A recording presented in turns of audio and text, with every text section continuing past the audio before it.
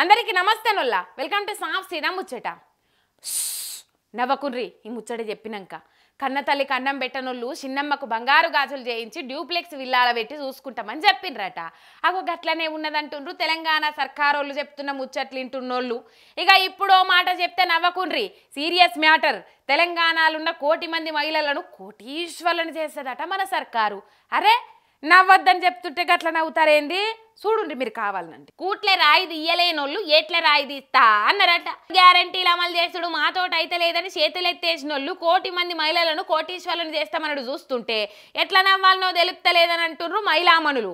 ఉప ముఖ్యమంత్రి బట్టిసారి చెప్తుండి మాట, ప్రతి మహిళను మహాలక్ష్మిగా గౌరవిస్తాం, కోటీశ్వర్లుగా తయారు చేస్తాం. ఇదే ఇందిరమ్మ ప్రజా ప్రభుత్వం లక్ష్యం. 1 కోటి మంది మహిళలను కోటీశ్వర్లుగా తీర్చిదిద్దుతున్న తెలంగాణ ప్రభుత్వం దేశానికే ఆదర్శం అనుకుంటా పెద్ద పెద్ద మాటలు చెప్పబట్టిండు సారు.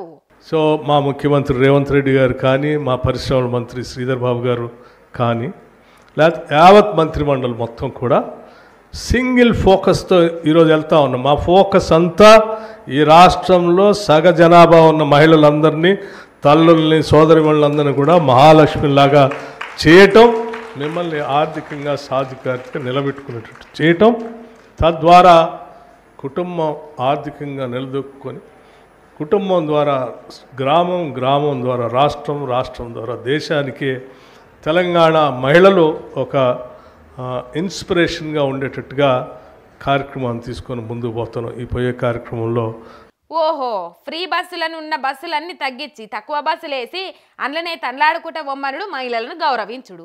రోడ్డెక్కిన ఆశా వర్కర్లను, పోలీసుల భార్యలను, ఉద్యోగులను, బాధితులను గొర్ర ఈడ్చుకుంటా పోయి పోలీసులతోటి దొక్కిచ్చి లోపటేసుడు, మహిళలను గౌరవించుడు.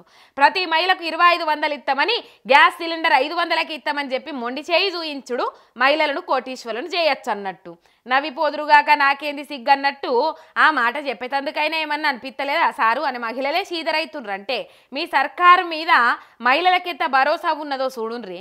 మిమ్మల్ని కోటీశ్వరులను చేయమని ఎవరు అడుగుతలేరు, ఉన్నోళ్ళని బికారి మాత్రం చేయకుంటే సారు మీకు పుణ్యం ఉంటుందని వేడుకుంటాన్రు.